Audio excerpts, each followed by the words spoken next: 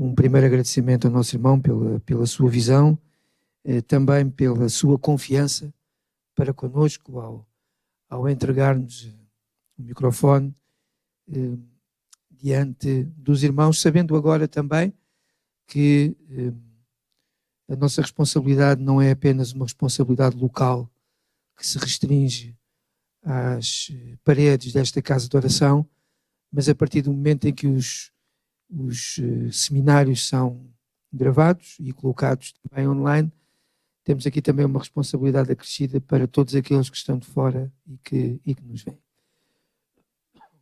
Perdão. Depois também, naturalmente, uma palavra de agradecimento. Os irmãos estão habituados e eu fiquei também bastante espantado e depois agradecido por esta mesa, por esta cadeira, por este tapete, por este enquadramento. Estas coisas que depois que se tornam comuns nós esquecemos que dão trabalho, não é? E algumas delas são pesadas. E, portanto, também agradecer a todos os irmãos que tiveram o cuidado de produzir conforto, bem-estar, mas sobretudo também funcionalidade base para o funcionamento destes seminários. A possibilidade de ter aqui os textos em cima, à mão, com o comando laser. Tudo isto, irmãos, resulta de uma disposição de coração de prover aquilo que é necessário a quem tem a responsabilidade destes seminários. Portanto, uma palavra de gratidão também para os irmãos que primeiro tiveram a ideia e depois tiveram a bondade de compor este espaço aqui, que é um espaço, para além de ser muito agradável, é um espaço muito funcional. E muito obrigado também a cada um de vós. Depois alguns agradecimentos pessoais, naturalmente o agradecimento ao nosso irmão, o Rui Mineiro, que tem desempenhado aqui uma função também muito importante como leitor neste seminário, que para além, naturalmente, de contribuir para uma dinâmica mais fluida da própria exposição,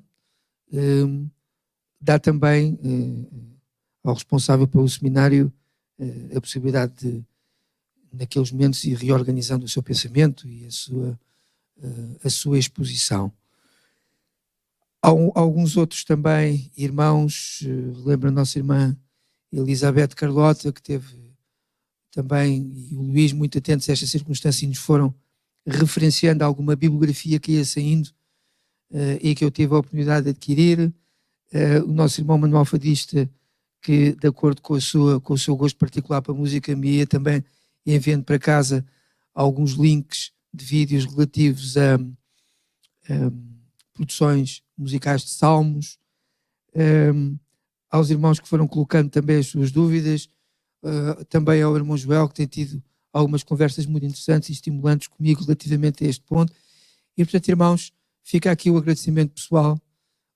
O seminário não é o resultado do trabalho de um homem só, mas é o resultado, primeiramente, da graça do Senhor e, em segundo lugar, também do esforço, do gosto, do amor dos irmãos, quer nas coisas que dizem respeito aos aspectos materiais, mas depois aos estímulos que vão dando ou que deram ao longo destas semanas, com as suas conversas, com os links de vídeos, com a colocação das suas dúvidas, com a indicação de bibliografias mais recentes que vão saindo e que são muito interessantes.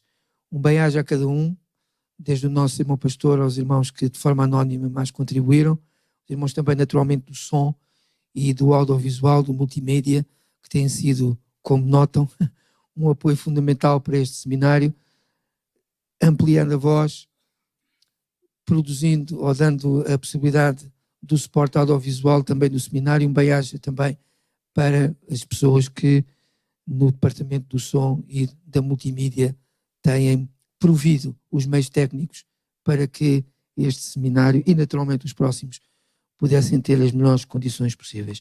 Portanto, irmãos, da minha parte, que o Senhor ricamente vos abençoe, que vos dê, como Eliseu pediu, por ocasião do arrebatamento de Elias, que o Senhor vos conceda em dobro aquilo que eu possa ter recebido ao longo destas 6 semanas.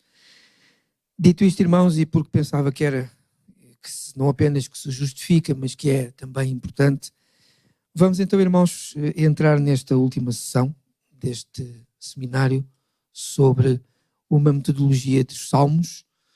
Recordo então aos irmãos que foram propostas, grosso modo, 3 metodologias de leitura, que os irmãos naturalmente poderão aproveitar, as 3, 2 delas, uma delas, ou então, aproveitando também esta orientação metodológica, criar uma própria metodologia para a leitura dos Salmos. Fizemos isso, terminámos isso na sessão 4. A quinta sessão, que foi a anterior, nós já fizemos uma leitura mais poética dos Salmos, já não tanto metodológica, mas mais poética, de aproximação ao texto poético na sua natureza. E hoje exatamente vamos fazer esse remate e tentar avançar para alguma conclusão, sendo que, naturalmente, nestas coisas da literatura e sobretudo da literatura ligada às escrituras, desta hermenêutica que temos estado aqui a desenvolver, as conclusões são sempre provisórias e passíveis de aprofundamento, de alargamento, e isso também é um sinal da riqueza eterna das próprias escrituras, que sempre nos surpreendem quando nós temos a presunção de que já alcançámos algum entendimento, sempre haverá mais algum entendimento para alcançarmos. E isto é bom.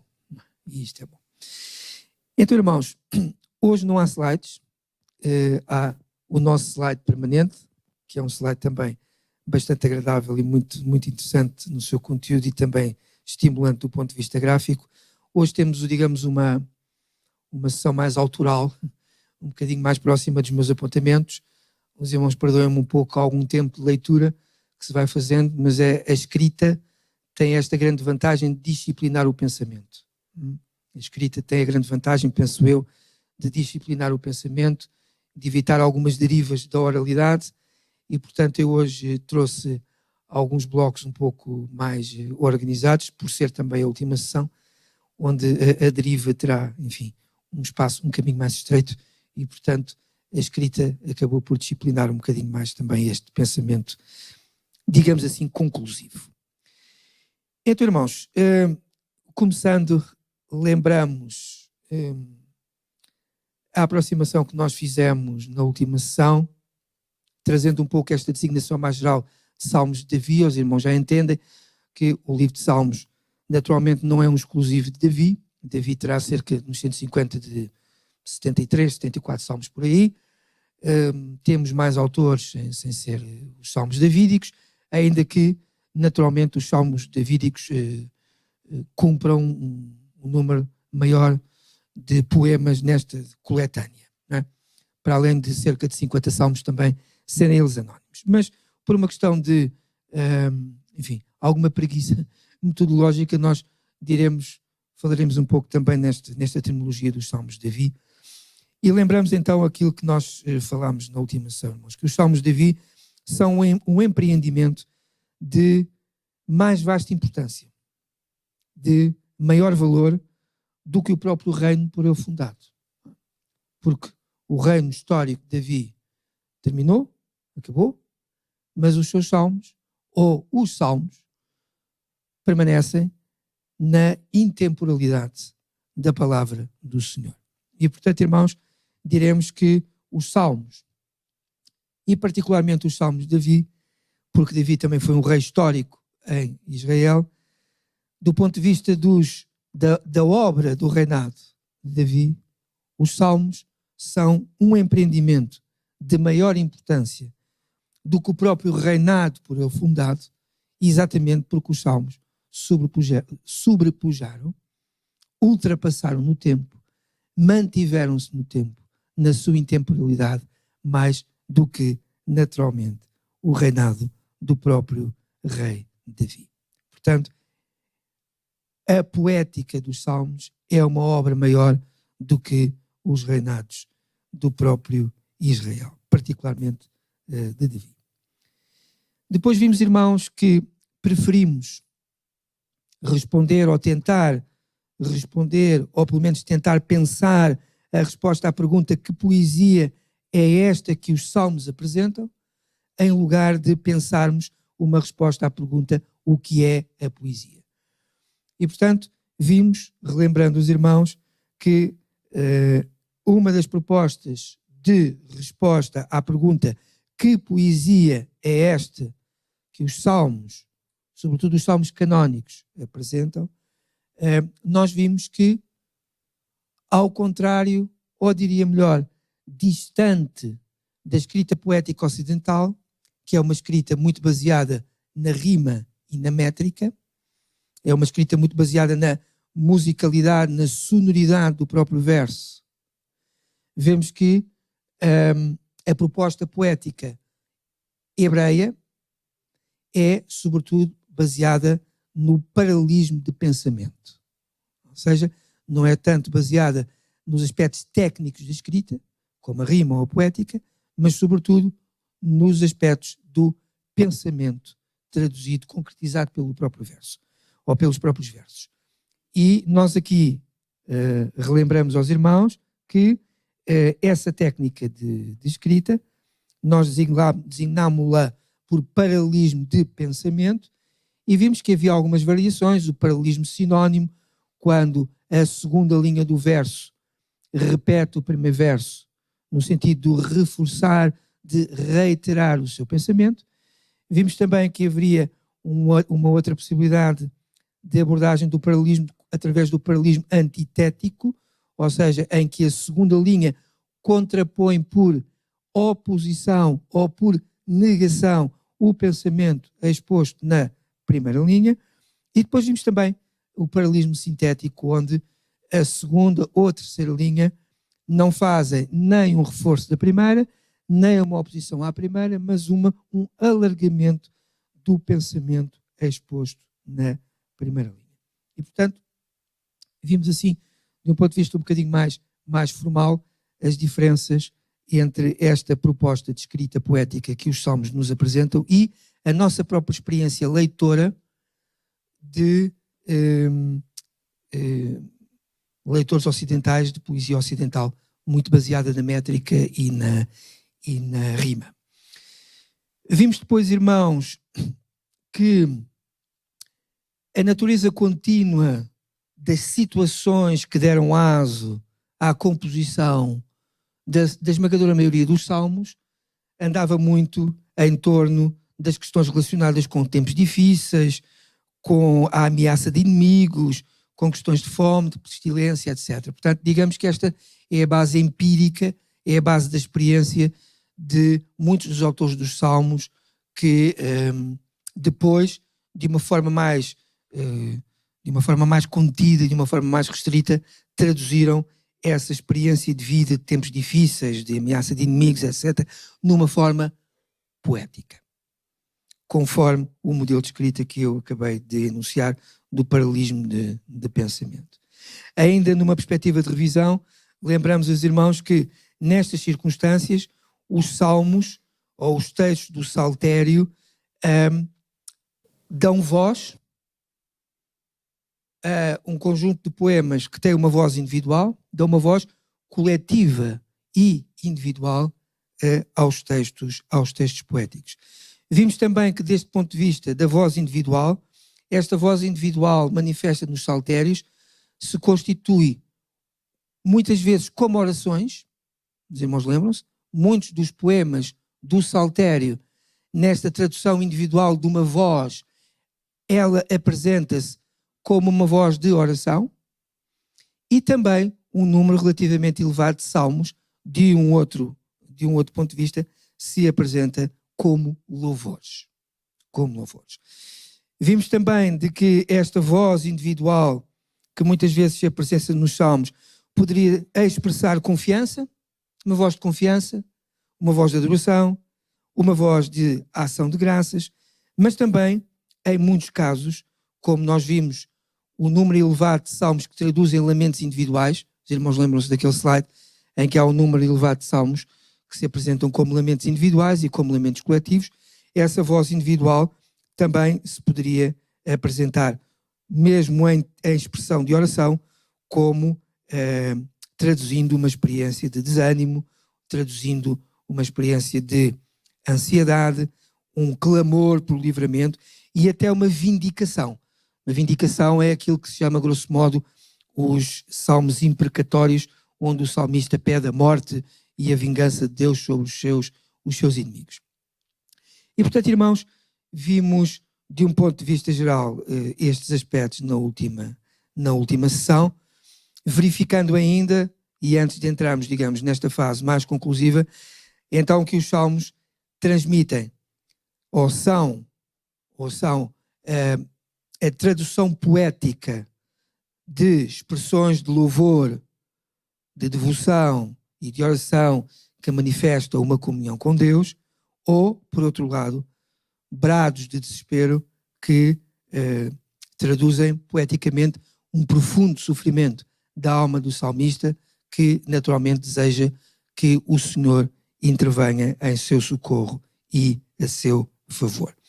E ficamos então assim, irmãos, no final da sessão anterior e entrando agora, digamos, nesta parte final, naturalmente quando estava a pensar sobre o modo como poderia avançar para alguma conclusão no meu pensamento, estava a pensar se, para além dos salmos, nós podíamos pensar de um ponto de vista mais geral numa poética da Bíblia.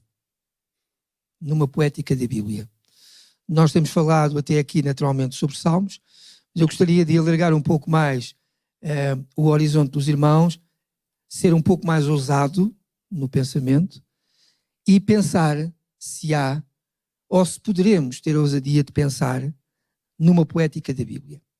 Sabendo que a Bíblia não são apenas textos poéticos, mas textos narrativos, epistolares, biográficos, etc., se nós poderíamos pensar, de qualquer modo, numa poética da Bíblia. E quando pensei nisto, lembro naturalmente que a Bíblia é um conjunto de livros, uma antologia de livros, que os livros utilizam naturalmente a forma escrita e que a forma escrita é linguagem. E, portanto, toda a poética é linguagem. Toda a poética é linguagem. E se toda a poética é linguagem, e se a poesia é primeiramente linguagem, a resposta à pergunta seria procurar na linguagem se há uma poética da Bíblia. E lembrei-me então, se a poética é linguagem, e se é na linguagem que poderíamos pensar uma possível resposta à pergunta, podemos pensar numa poética da Bíblia, temos que procurar na linguagem essa resposta. E eu lembrei-me, qual foi a primeira frase que Deus disse? Porque é na linguagem que devemos procurar. Qual foi a primeira frase que ficou registada nas Escrituras? Se os irmãos tiverem a bondade de abrir, em Gênesis capítulo 1, quais são as primeiras palavras de Deus? E eu então aqui pedi ao nosso irmão Rui também, Gênesis capítulo 1, versículo 3. Se toda a poética é a linguagem, é na linguagem que devemos procurar se há uma poética da Bíblia e dentro desta linguagem ver quais foram as primeiras palavras de Deus que ficaram registadas. Gênesis capítulo 1, versículo 3.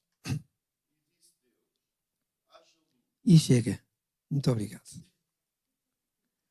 Foram as primeiras palavras de Deus. Haja luz. E eu fiquei muito satisfeito, porque me parece, e aqui é uma parecença, aqui é uma proposta, de que há, efetivamente, do meu ponto de vista, uma poética da Bíblia. E a poética da Bíblia é a poética da luz. A poética da luz. A primeira expressão que Deus diz, ou pelo menos a primeira expressão que Deus diz relacionada com a experiência humana, com a experiência bíblica, com a experiência da criação, foi esta: haja luz. São as primeiras palavras de Deus. E eu estava pensando nisso e depois fui ver as concordâncias bíblicas e aos dicionários bíblicos, etc. E não é necessário que isto aconteça, mas os irmãos, de uma forma espontânea, terão pelo menos a percepção das inúmeras referências, quer no Velho, mas sobretudo no Novo Testamento, que são feitas à luz.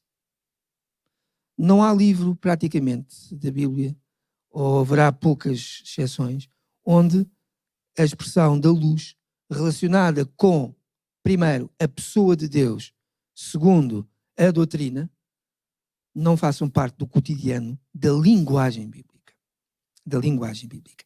E então parece-me a mim, irmãos, que será razoável propor a possibilidade de uma poética da Bíblia baseada na expressão, na primeira expressão de Deus, de Gênesis 1:3, haja luz. E então diria que a poética da Bíblia não será tanto a poética do pó. Lembra-te que tu és pó e ao pó tornarás, mas a poética da luz. Porque Deus quer que nós entendamos que Ele, como pessoa, e que Ele, nas suas ações, é um Deus de luz. Um Deus de luz.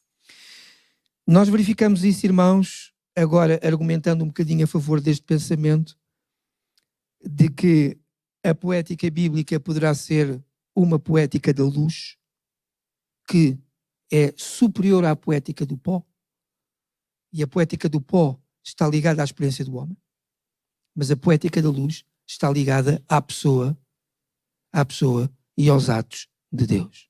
E a luz é superior ao pó. E vemos, irmãos, em 1 de João, capítulo 1 e versículo 5, mais um argumento que poderá contribuir para este pensamento da poética da Bíblia, agora no seu conjunto, como uma poética de luz. 1 de João, capítulo 1 e versículo 5. O irmão Rui, por favor. Seus irmãos depois também acompanharem. 1 de João 1, 5. Esta é a mensagem que dele ouvimos e vos anunciamos, que Deus é luz e nele não há trevas nenhuma. Muito bem. Irmãos, esta é a mensagem que dele ouvimos. E, meus irmãos, também num salto de ousadia podemos regressar a Gênesis. O que é que ouvimos desde Gênesis? Haja luz. Primeiras palavras de Deus. Primeiras palavras de Deus. E Deus abriu a boca e disse, haja luz. E, portanto, esta é a mensagem que dele ouvimos e que anunciamos, que Deus é luz. Atenção ao verbo. Não é Deus faz. Deus é. A natureza ontológica, a natureza do ser de Deus é luz. Irmãos, entendemos naturalmente esta luz de forma metafórica, não é de forma poética. Não é? De forma poética. É luz.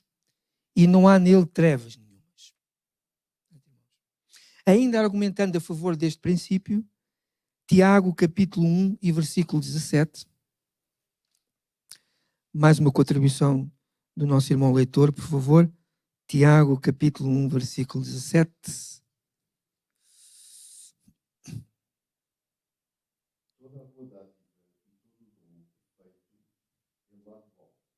Descendo do Pai das luzes, em que não há mudança nem sombra de variação. Fantástico, irmãos. Reparem. Toda a boa dádiva, todo o dom perfeito vem do alto, descendo do Pai das luzes. Os irmãos, vejam como as Escrituras veem Deus. Como as Escrituras constroem para nós a imagem da revelação de Deus. Porque as Escrituras são linguagem. Porque a Bíblia é um texto. Certo? E os irmãos não se esqueçam de João capítulo 1. No princípio era o verbo. E o verbo é o centro da frase. É o centro da linguagem. Não há frase sem verbo. E então, irmãos, nós vemos aqui que a imagem poética e, sobretudo aqui, a imagem da revelação de Deus, que a linguagem bíblica nos dá, é de Deus como luz. O Pai das luzes. O Pai das luzes. E depois, irmãos, nós temos uma citação muito interessante em João, agora o Evangelho de João, capítulo 1, versículo 4, nas palavras do próprio Jesus. Agora Evangelho de João, 1, 4.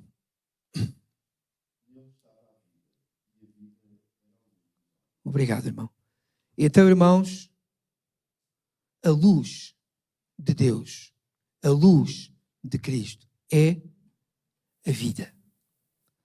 Então, irmãos, os irmãos reparem, todos nós, ainda hoje, do ponto de vista histórico e arqueológico, etc., nos espantamos com as pirâmides egípcias. As pirâmides egípcias, não sei se os irmãos se lembram, são túmulos. E toda a poética do Egito, se nós podemos assim lembrar, o grande livro da literatura egípcia é o livro dos mortos. Portanto, toda a poética, por exemplo, da civilização egípcia é uma poética da morte. Mas toda a poética bíblica, irmãos, é uma poética da vida. É uma poética da vida. João capítulo 1, versículo 4. Nele, em Cristo, estava a vida, e a vida era a luz. A vida era a luz dos homens. E, portanto, irmãos, a ideia de luz associada à vida é, irmãos, uma ideia absolutamente extraordinária da revelação do amor de Deus. E eu ontem estava a ler isto e estava a ficar, irmãos, profundamente feliz por ter um texto, e agora falamos no texto, porque é do texto que se trata, termos um texto que nos revela uma imagem de Deus, e aqui a imagem é dita de forma convicta, porque nós hoje vemos em espelho, nós não vemos Deus face a face, nós temos uma imagem da revelação de Deus através do texto bíblico, através da linguagem bíblica. E é muito interessante, irmãos, que nós podemos conviver com um texto que é uma revelação de Deus, que nos faz entender que toda a sua poética é uma poética de luz, sendo que aqui a luz, como vimos nas palavras de Jesus, é a expressão maior do amor de Deus, que é a sua própria vida em nós. Ao contrário, por exemplo, da poética egípcia, que é uma poética de morte. Quando o próprio livro maior, ou um dos livros maiores da produção literária do Egito, é exatamente o livro dos mortos. Irmãos, então, como dizer, e voltamos à poesia. Acho que ainda não saímos de lá, mas pronto, voltamos assim mais à poesia propriamente dita. Como dizer a minha alma, como é que a minha alma diz Deus? Como é que a minha alma diz a minha relação com Deus? Como é que a minha alma diz a minha angústia diante de Deus? Como é que a minha alma exprime ações de graças diante de Deus? O livro de Salmos responde-nos com 150 poemas. Diz-nos poeticamente. Irmãos, não tenhamos dúvidas. Os irmãos não tenham nenhuma dúvida que de cada vez que oram, os irmãos exprimem-se poeticamente diante do Senhor. Porque é a tradução mais íntima da vossa alma. E podem ter orações como o Salmo 119, com uma poética longa, ou podem ter orações, por exemplo, como o Salmo 23, com uma poética mais curta. Mas não deixam de ser poemas. Então, como é que nós podemos, como é que a nossa alma pode dizer Deus? Como é que a nossa alma pode dizer Deus? Então, irmãos, a poesia, vemos isso através dos 150, e aqui o número é importante, 150. Vemos aqui, através destes 150 salmos, como é que a nossa alma pode dizer Deus. Não é como é que a nossa alma se pode dirigir a Deus, é pode dizer Deus. Então, irmãos, a poesia dá-nos essa possibilidade de dizer e de sentir diante de Deus. E dá-nos a possibilidade de dizer Deus na sua majestade. da nossa alma dizer Deus na sua majestade, da nossa alma dizer Deus na sua glória, da nossa alma dizer Deus no seu poder, da nossa alma dizer Deus no seu socorro. Os salmos dão-nos essa possibilidade. A linguagem dá-nos essa possibilidade. Ainda há um momento muito interessante, irmãos, não sei se os irmãos têm essa noção, de que Deus deu a possibilidade a Adão de nomear todas as coisas do mundo. Certo, irmão? Foi a primeira tradução humana de linguagem. Adão olhou para... Agora vamos especular. Adão olhou para um elefante e deu o nome ao elefante. Saíram das suas bocas o primeiro nome. Nós hoje dizemos elefante, mas dizemos em português, não na língua adâmica. E olhou para, especulamos, uma rosa e disse, rosa. Isto é absolutamente fascinante e extraordinário. Quer dizer, esta capacidade que Deus nos deu de dizermos Deus e as suas coisas através da linguagem. Nós somos as únicas criaturas do mundo que temos linguagem verbal. Somos as únicas criaturas que nos expressamos verbalmente com linguagem. Mas nenhuma outra criatura se exprime com linguagem verbal. É a única criação de Deus que o faz. E Deus deu-nos essa capacidade de entendermos e nos exprimirmos verbalmente, como o próprio Senhor se exprime. Façamos o homem à nossa imagem e semelhança. E a capacidade de nos exprimirmos verbalmente através da linguagem é imagem de Deus em nós. E depois era muito interessante também sobre a questão de o falarmos línguas, etc., mas isso é para uma outra oportunidade. Então, irmãos, dizemos então assim, que os salmos deixam de ser a angústia, como por exemplo em vários salmos de Davi, ou até o conflito interior, como por exemplo naquele célebre salmo de Asaf, o Salmo 73, em que Asaf diz, quanto a mim, os meus pés quase que se desviaram por ver a prosperidade dos ricos e a opressão que cai sobre os justos. Então, diria que os salmos deixam de ser a angústia de Davi, por exemplo, ou o conflito interior de Asaf, ou as vitórias de Davi e dos salmistas, para passar a ser a nossa dor, o nosso conflito interior, a nossa vitória.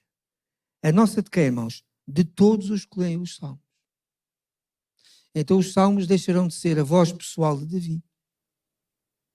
Deixarão de ser a voz pessoal de Asaf. Deixarão de ser a voz pessoal dos filhos de Coré. Deixará de ser a voz pessoal do Salmo de Moisés, ou dos 2 de Salomão, ou as vozes pessoais dos 50 salmos anónimos, para serem as nossas próprias vozes. Quantas vezes, irmãos, orando, citamos salmos? Quantas vezes o Senhor, como vimos na sua própria crucificação, as duas últimas expressões que tem, como nós vimos em sessão anterior, são citações de salmos. O número maior de citações do Velho Testamento no Novo Testamento são de salmos. Então, irmãos, quantas vezes nós, expressando as nossas angústias diante do Senhor, citamos um salmo? Quantas vezes nós, porventura, atravessando conflitos interiores, citamos salmos? Quantos nós, em momentos de ações de graças, ou em momentos de vitória e de louvor ao Senhor, da sua majestade, de algum livramento que o Senhor nos tenha concedido, citamos salmos? Então já não é a voz de Davi. Então já não é a voz de Asaf. Então já não é a voz de todos os salmistas. É a voz intemporal dos salmos, que também é a nossa.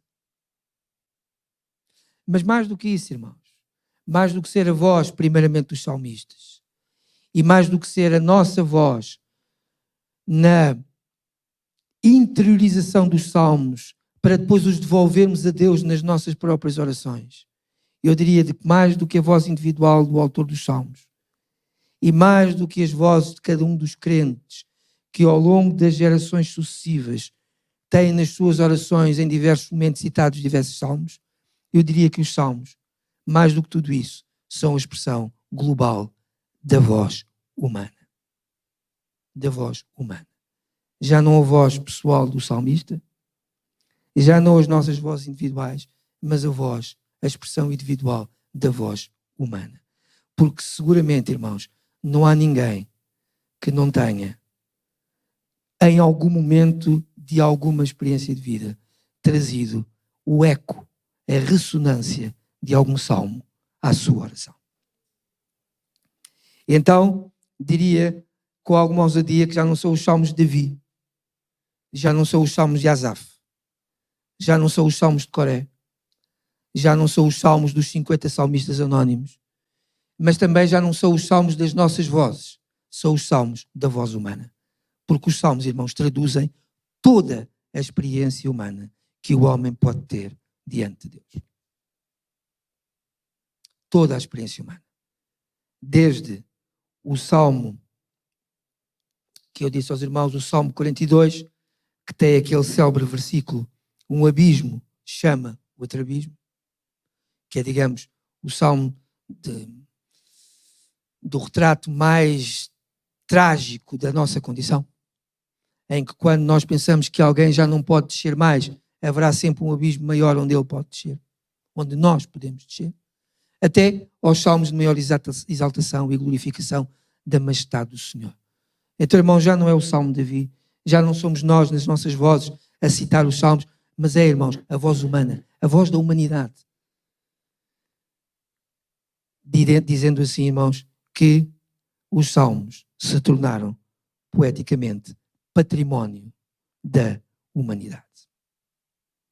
Naquilo que resulta da expressão de toda a latitude de experiência humana que ali estão, vertidos, e com os quais qualquer pessoa, crente ou incrédulo, se pode identificar.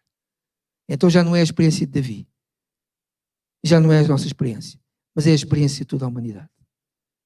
Diremos então como Paulo, não é? Prover a nós que, de uma maneira ou de outra, nós pudéssemos converter todos aqueles que ainda não são convertidos. De outro modo, irmãos, e para terminarmos esta reflexão, diremos, irmãos, que se podemos considerar a poética da Bíblia, como uma poética de luz, a partir da declaração primeira ou inicial de Deus, haja luz. E depois da argumentação vista em 1 João 1,5, Deus é luz, ou Tiago 1,17, que nos apresenta Deus como o Pai das luzes, ou depois através da própria declaração de Jesus, que diz que nele estava a vida e a vida era a luz dos homens. É também importante pensarmos, irmãos, e agora para terminar, também importante pensarmos naquilo que nós podemos ver de escuridão na luz. Ver as sombras na luz. Ver as trevas na luz. E aqui, irmãos, remetemos para a ideia de século. Século como o tempo histórico em que Deus permite que cada um de nós viva. E nós, como crentes, e isto é, irmãos, uma herança poética dos Salmos, que depois é concretizada nos escritos de Paulo, como nós vamos, e de Timóteo, aliás, Paulo, aos Romanos, e depois na carta a Timóteo. Como nós vamos ver, se nós pensamos na Bíblia como uma poética de luz, também devemos pensar na Bíblia como uma poética que revela toda a escuridão da alma humana. A Bíblia, irmãos, revela toda a escuridão da alma humana.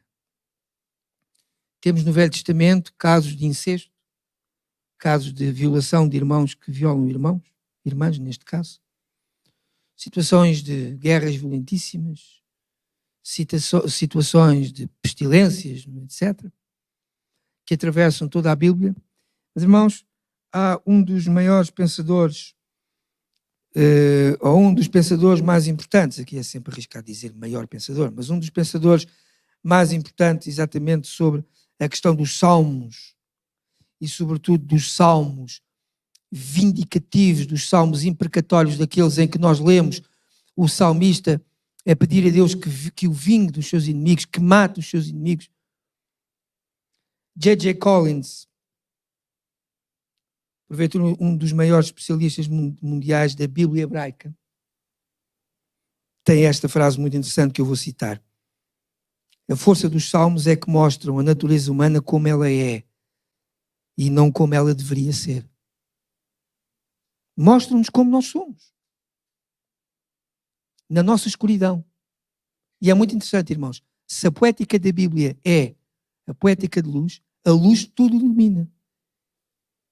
E dá-nos a ver também a escuridão da nossa alma. Diz então J.J. Collins, um dos maiores especialistas mundiais da Bíblia hebraica, a força dos salmos, a força poética dos salmos, é que mostram a natureza humana como ela é. Na sua maior tragédia e na sua maior exaltação. Não como ela deveria ser. Mostra-nos tal e qual como somos. Por isso, irmãos, é por isso que Davi pode escrever o Salmo, onde poeticamente coloca diante de Deus o seu arrependimento depois de ter adulterado com Batseba e mandado matar Urias. Os abismos da alma humana. Mas é também o mesmo Davi que escreve alguns dos salmos de maior exaltação de Deus. Portanto, irmãos, não é aquilo que nós deveríamos ser, é aquilo que nós somos. É aquilo que nós somos. E por isso, irmãos, a poética da Bíblia como uma poética de luz, a luz que tudo ilumina, também dá a ver a escuridão da alma humana. Porque a luz tudo desvenda. A luz tudo desvenda. E portanto, irmãos, para terminarmos, eu diria o seguinte. Esta ideia da luz que desvenda a escuridão, e tendo nós este conhecimento da escuridão da nossa própria alma, que Deus nos dá a ver, porque Deus é a luz,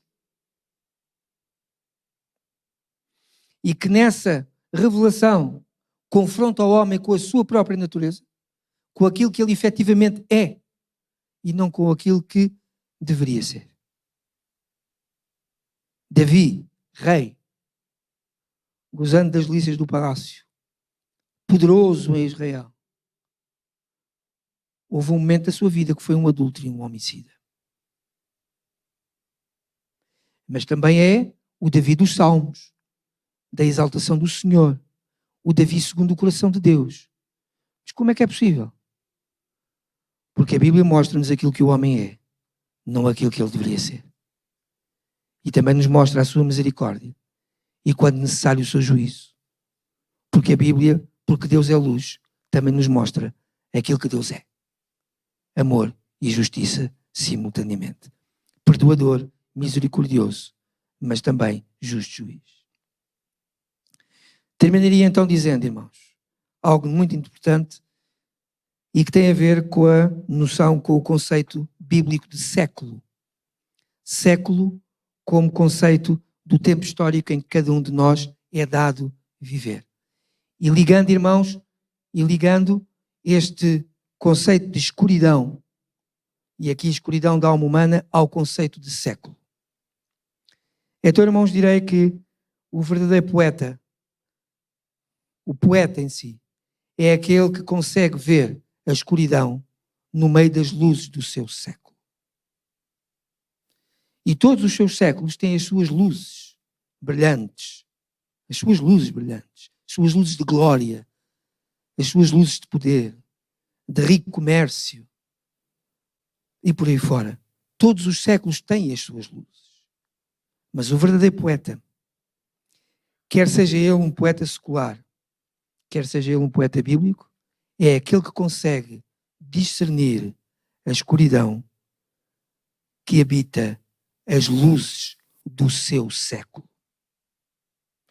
E quando ele consegue discernir a escuridão que habita as luzes do seu século, nós temos poemas que resistem ao passar do tempo, que se tornam intemporais, que se tornam clássicos, porque eles traduzem a experiência humana à qual nós facilmente, ou com a qual nós facilmente nos identificamos, e que são fundamentais para o aprofundamento da nossa vida, neste caso, da nossa relação com Deus. Duas passagens. Então, irmãos, só se pode dizer verdadeiramente poeta. E nós precisamos, deste ponto de vista, irmãos, de poetas no nosso movimento. Não é pessoas que escrevam versos. Um poeta não é uma pessoa que escreve versos. Não é pessoas que escrevam poemas. Um poeta não é uma pessoa que escreve poemas. Um poeta é a pessoa que consegue ver a escuridão do século em que habita, para além das luzes desse século. Não se deixar encandear pelas luzes do século, mas perceber a escuridão que habita a luz, para que dessa escuridão possa traduzir poeticamente essa crítica fundamental e se possa tornar intemporal para a experiência humana. Então, irmãos, só pode dizer-se poeta quem não se deixa cegar pelas luzes do seu século. E vamos já ver duas passagens, e termino, em Timóteo e em Romanos. Só pode dizer-se poeta como foram todos os poetas dos Salmos, nos seus tempos históricos, desde a oração de Moisés até ao Salmo mais recente, dentro da coletânea. Foram homens que, habitando nos seus séculos, nos seus tempos históricos, perceberam a escuridão do seu tempo e escolheram Deus. Moisés, príncipe do Egito, podia deixar-se cegar pelas luzes do século, mas escolheu ficar do lado do Senhor. E escolher ficar do lado do Senhor é ficar do lado dos escravos, naquele caso. Moisés, irmãos, podia ter-se deixado cegar pelas luzes do século. Ele, príncipe do Egito. Mas não. Foi um homem que conseguiu ver a escuridão do Egito entre as luzes do seu século. E entendeu a escuridão que habitava a luz do seu século. E escolheu ficar com Deus. Isto, irmãos, é o desafio da nossa fé. Isto é o desafio de qualquer poeta. Isto foi o desafio dos salmistas, que viram nos seus séculos, perceberam a escuridão dos seus séculos, escolheram ficar do lado de Deus e traduziram poeticamente a sua experiência para que nós hoje pudéssemos ser uma voz com a voz dos salmos. E nesse movimento, a voz dos salmos pudesse traduzir a voz humana no seu conjunto. Então, só pode dizer-se poeta quem não se deixa cegar pelas luzes do século e consegue apreender nelas, nas luzes do seu século, a parte das sombras, a sua obscuridade íntima. Olhemos, irmãos, para o nosso século. Vejamos as luzes deslumbrantes do nosso século. Percebamos a sua escuridão. O que é que há de escuro nesta luz? E escolhamos ficar do lado de Deus. Termino com duas citações fundamentais que ligam a noção de escuridão na luz, a noção de sombra que habita a luz, à ideia de século. Romanos capítulo 12, versículo 2. Pedi agora então ao irmão Rui que fizesse a leitura que os irmãos pudessem acompanhar. Romanos 12, 2, e eu vou tentar ser muito rigoroso na hora, com estas duas leituras. Romanos 12, 2. E não vos conformeis com este mundo, mas transformai-vos pela renovação do vosso entendimento, para que experimenteis qual seja a boa, agradável e perfeita vontade de Deus. Amém. Irmãos, conforme o nosso irmão Rui acabou de ler, 12, 2, não vos conformeis com este mundo. Não vos conformeis, o verbo conformar é dar forma. Não vos conformeis. Não permitamos que o mundo dê forma à nossa vida. Que as luzes deste século não nos ceguem. Não conformem a nossa vida, o nosso pensar, o nosso agir, o nosso coração. Procuremos ver quais são as sombras que habitam estas luzes. E Paulo diz, não vos conformeis com este mundo, mas transformai-vos pela renovação do vosso entendimento. E o que é esta transformação do nosso entendimento? É a capacidade que, neste caso, irmãos, Deus nos dá para discernirmos as sombras que habitam estas luzes. Para podermos perceber e, assim, ficarmos do lado do Senhor. Com maior convicção. Porque vemos as sombras que habitam as luzes deste século e não nos deixamos cegar por elas. 2 Timóteo 4,10.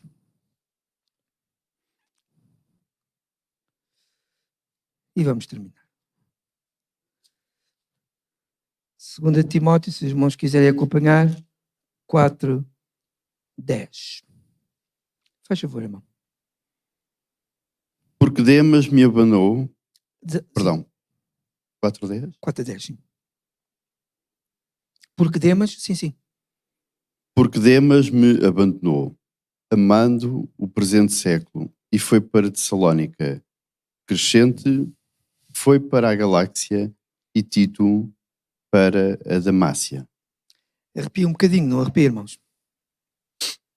Fisicamente mesmo. Produz alguma pele de galinha.